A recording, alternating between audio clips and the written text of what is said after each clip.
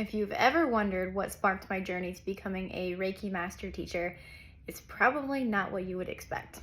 So my spiritual journey really began about 10 years ago, and I'm from the East Coast. I grew up in a really small town, and I had recently moved to New York City. I lived in Manhattan, and I was also going through a breakup, and I was working really crazy hours at work. It was a fun job, but really late nights, just working on the weekends, you name it. So I got really stressed, and I ended up developing TMJ, which is lockjaw. The lockjaw was so painful that I could barely open my mouth to even eat food. It was really bad. So I was trying to find a natural solution for a temporary emotional situation that I was going through with all of this stress. And I actually found a Reiki healer in my neighborhood I could walk to from my apartment. She was about 2 blocks from me. So I was like, oh, perfect. Keep in mind at this point, I had never heard of Reiki before. I did do my research, obviously, before meeting with this person. And I got on a regimen with her. I saw her for 2 sessions a week for 6 weeks, and I met with her for an hour. And at the end of my 6 weeks, my TMJ was gone. I could finally eat food again, which was a really great feeling, and I wasn't in pain, and it was amazing. So after I moved from New York to LA, I wanted to continue getting Reiki healing sessions because I was terrified of it coming back. I really did want to go through that experience again, and so I found a Reiki Master Teacher out here.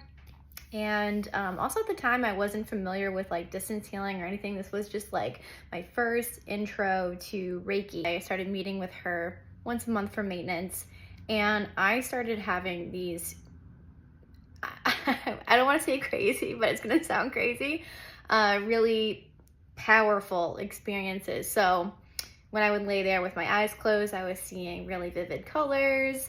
I was seeing some of my loved ones that had passed away.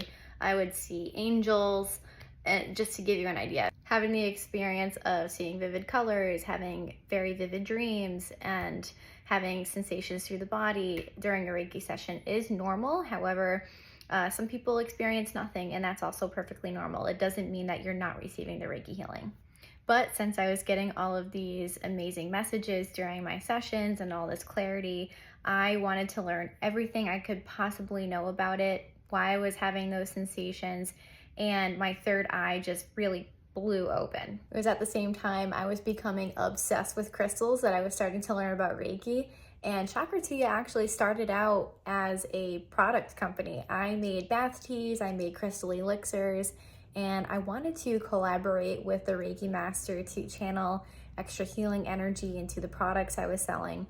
And she was like, you know, you can just do this yourself. I was like, wait a minute, what do you mean? And she's like, no, I can teach you how to do what I do if you want to learn.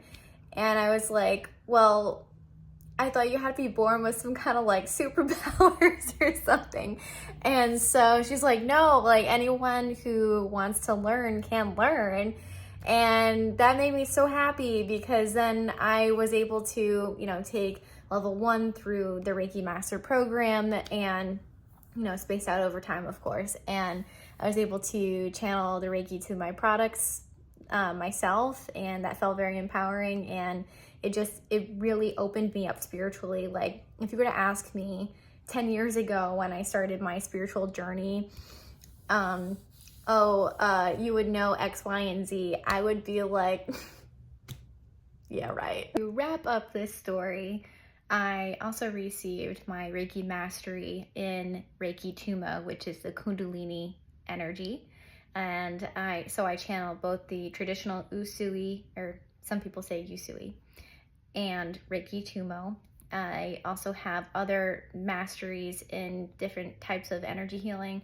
So if you want to learn more about that, you can just go to my website and click about, or if you're interested in taking one of the Reiki courses, I offer level 1 through mastery for the traditional Usui or Usui. So I'd love to hear from you in the comments. If you've had a Reiki session that was really profound, I'd love to hear your experience. And for all of the other Reiki practitioners out there, I would love to hear your story on how you came about to being a practitioner, because I don't know about you, but anytime I hear from another practitioner what their Reiki story is, it seems like there was something traumatic going on. And, you heard my story about the TMJ that led me to Reiki. It seems like, there was something challenging going on. So if you're open to sharing that, that would be awesome. And maybe also healing for other people to hear.